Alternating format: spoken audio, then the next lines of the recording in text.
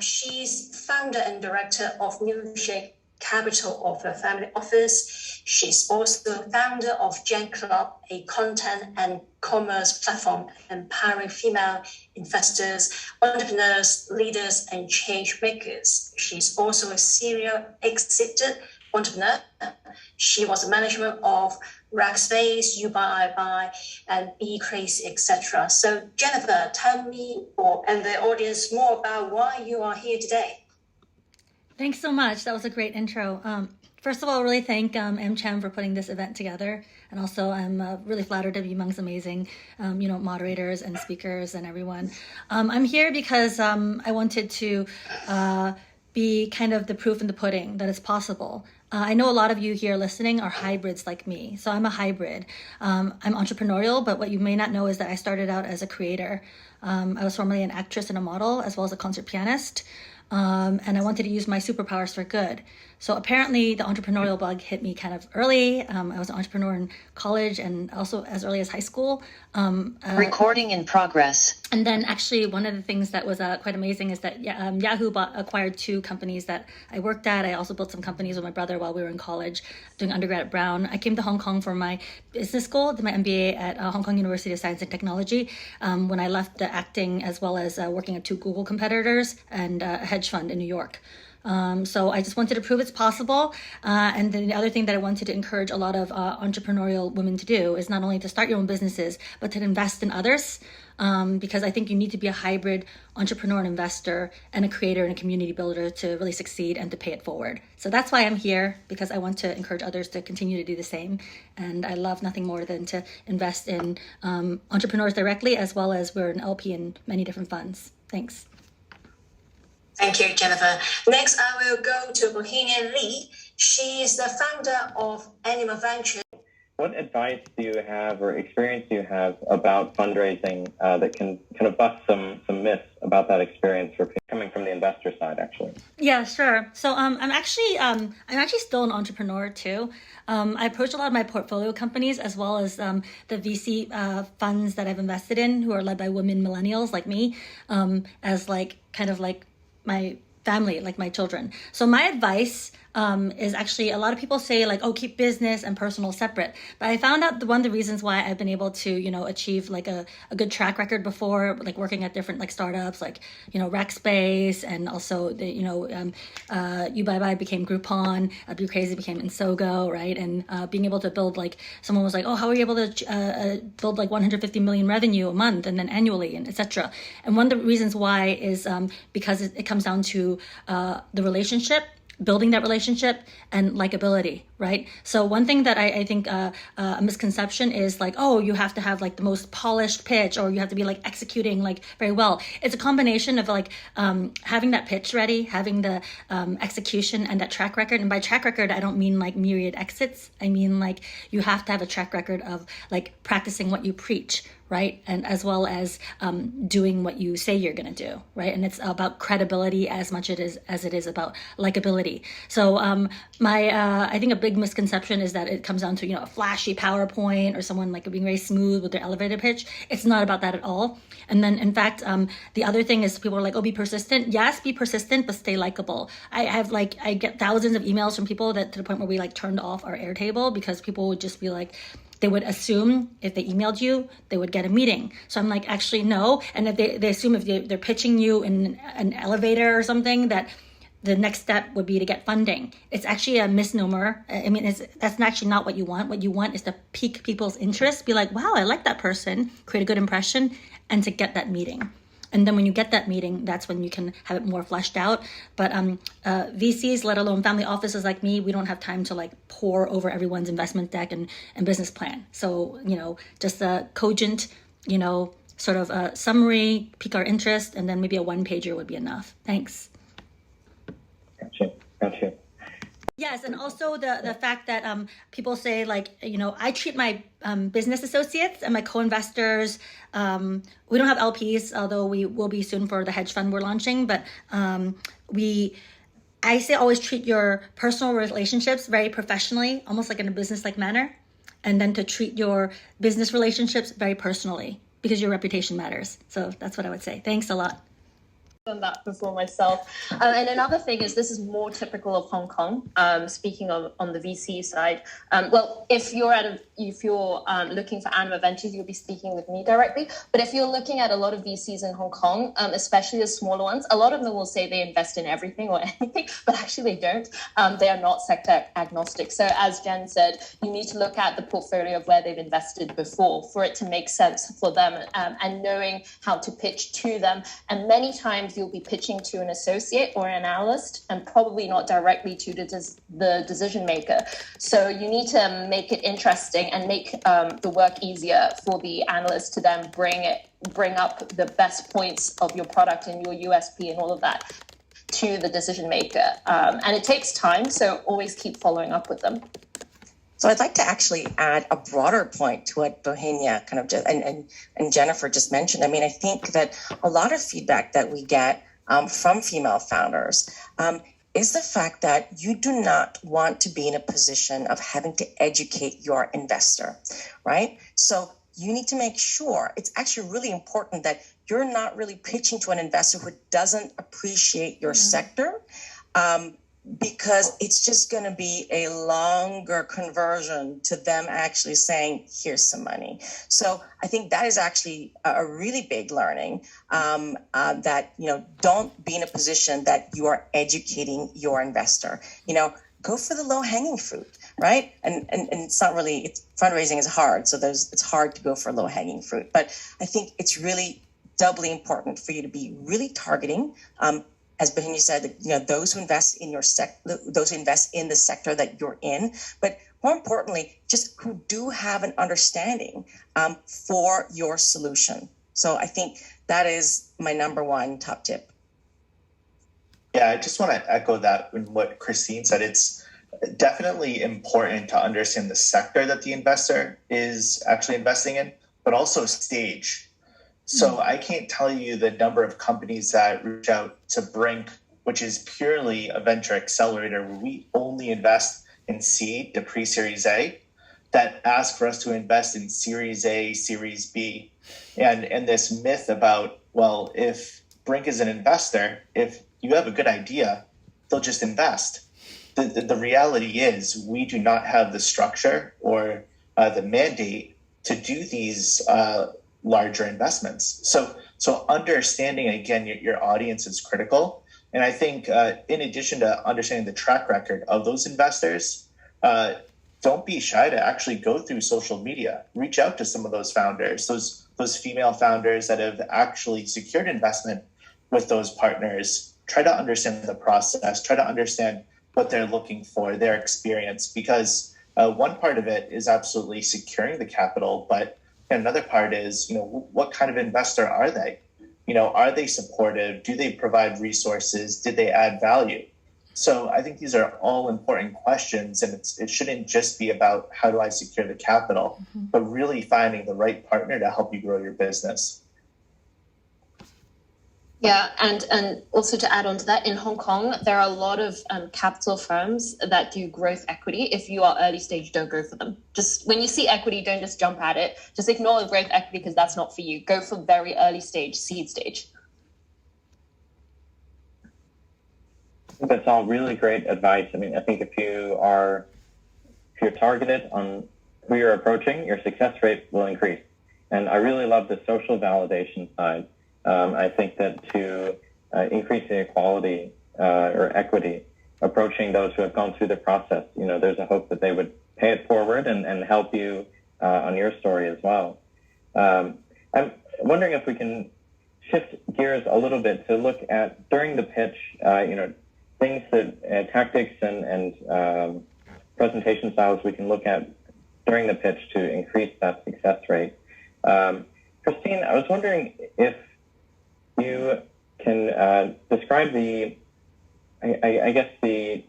moment, the narrative for your company locked in, or like from ventures that you've seen and invested in. But what did they do that did wow you and made it click?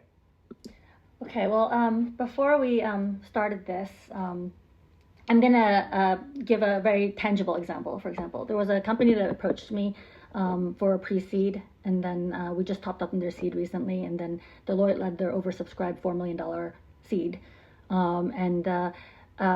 Excuse me, one of the reasons why they approached me is because I have asthma, and my asthma is due to pollution and climate change. And then they knew that this was something close to my heart. So they approached me. I introduced them to some co-investors as well as other people, for example, one of my good friends on my investment committee who's a COVID survivor and battling long haul COVID right now. And they said, does our company make sense to you? And then they didn't even have their algorithm. They didn't have their, proprietary data analysis tools for all this. It was just an idea. It was like pie in the sky.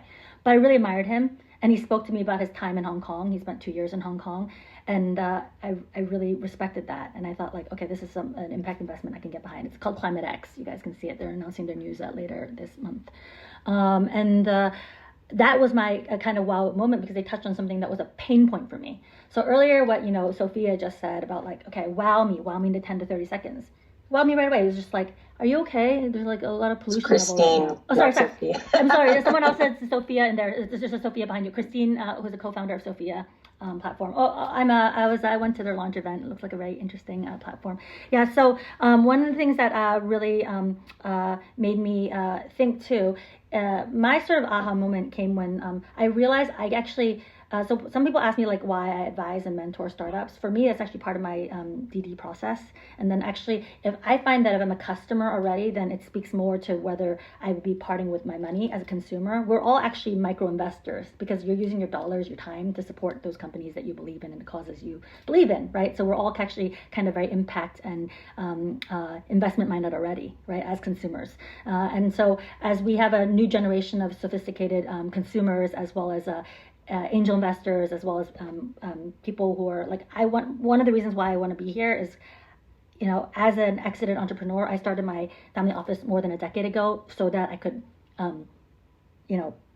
go through and help others with their pain points. But my pain points still exist, right? So I'm a millennial mom of 3.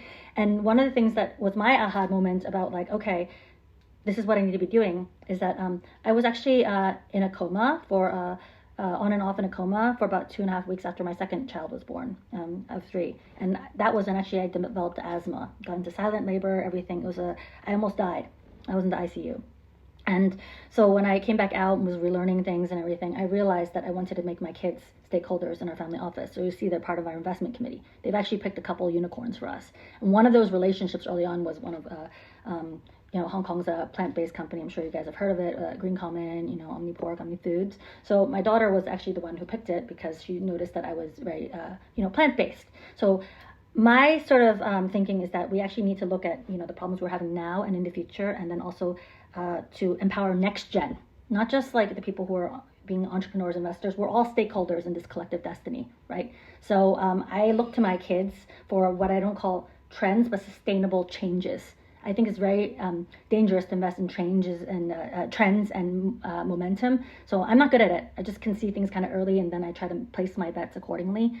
So that was my moment when I realized, like, anything that we invest in at NewChic Family Office it has to be impactful, it has to be unique, and it has to be universally life-improving or life-changing in some way. Same with when we invested in the cancer vaccines, one IPO'd on NASDAQ last year. Got it. So the ventures, they're durable, long-term, and make an impact for a lot of people. Yeah, and that's what they have to literally improve. If you're like, oh, this app improves like your ability to choose amongst your other apps, or this, then that's something that's optional. I need to invest in things that are not optional, that are completely need to have, that fulfill that hierarchy of Meisner's basic hierarchy of needs. So it has to be like that. And then earlier, Bahania of Anima was saying that there has to be a story, the why. So the story needs to be very clear, and it has to speak and pull at my heartstrings and my why. Actually, could I add to that as well? Jump in a little bit, James. Do you mind? Okay, so one thing that I've noticed, because I also want to tie, because I know Anne, I've been checking the chat bot a lot. Anne asked a bunch of follow-on questions as well for it. So basically, I also want to just also quickly touch upon what Kevin just said too about like getting feedback during your pitch. One thing I would also tell people, like learn on your feet, right? If you're pitching or you're crafting your pitch or whatever it is, read people's nonverbal communication. If they're like leaning in and they're interested, then fine. But if they're kind of like, you're boring them or it's not resonating with them, you can also read that. The other thing I would just really caution founders about doing is after the pitch. I get asked this all the time. I'm not the one in charge of our diligence because we get several thousand submissions a month. We're not a VC, right? If you go to the site, you'll see exactly how the hierarchy is. I'm just a chair. I just I meet with my team every 2 weeks and then we like sift through what's curated. I don't even do the first meetings because I don't want to give founders false hope, right? So one of the things I'll be very transparent about too is that investors talk amongst themselves. So if you're going to say like, oh, I met up with, Kevin from Brink and they're super interested. And then I met up with XYZ of this family office and they're super interested. Don't think we don't know each other and don't think we don't like eat together and meet each other or co-invested in each other for companies. Because I'll know that right away because there was a company, just a word to the wise, if you're going to name drop people and then if people find out they're being name dropped like, oh, so-and-so is an advisor to my company, don't do it. Be honest, be humble. And pick up on that feedback. So also to answer Anne's points, I mentioned already here, impact, ESG are common themes, but also the web, the rise of the creator economy and Web3 and community. That's huge. And the other thing, one of the reasons why I think women need to lean in even more in Web3 and in crypto is because the ones that do really well, there was one that was on my profile picture before. For example, they did 100 million on OpenSea. Is that it's now more than ever a great time to invest in female entrepreneurs, fund managers, and creators. Web3 women projects are amazing. Like there's one, for example, that we've been talking about in Lindane's group, Satoshi Woman, World of Women, there's like the crypto, there's so many. So, and then I know that Anne had asked about metaverse. In terms of financial forecast and revenue, it's hard to project. So if you see some, for example, one of the multiverses we invested in, they got a lot of traction, a lot of community growth. We're focused more on the growth than actual revenue forecasts. So for example, they got a lot of traction around the during the Stop Asian Hate, during Black Lives Matter, for example, and they're doing really grassroots things. So we look at that kind of like track history. That's one of the reasons why Animoca ended up investing in them, that particular metaverse that was in TechCrunch. It's called Playground. Yeah. So I hope I was able to answer Anne's questions on that because I wanted to, and then I also noticed Barbara, who's a Brink alum, has had a question as well. So I'll defer to the rest of the panelists for that one. That's really helped me actually get more like sleep in at night is actually writing almost like a worry journal. Like, oh no, like this is keeping me up at night. And I literally write it out. And then there's always tomorrow. I attack it like the next day or when I have the capacity and the bandwidth. Sometimes, some of my portfolio for companies forget, like one went to Iceland and then forgot I'm in the Asia time zone, was like calling me at 2 or 3 in the morning. And I was just like, okay, let me get back to you in 5 hours. Is that okay? Right? So there's a way to be productive even when you're anxious. Just breathe, just write it down. If you're worried about something before right now I actually had a couple things that are like mission critical that I need to do before in a few hours, so I wrote it down so I won't distract from the rest of our fireside sort of chat tonight. And it's those things that as soon as you unload yourself of them, then you have that clarity of thought that Christine was just mentioning too. And Michelle was also saying that we are all looking for that clarity of thought and action. So I hope we can all continue to do that and have this dialogue.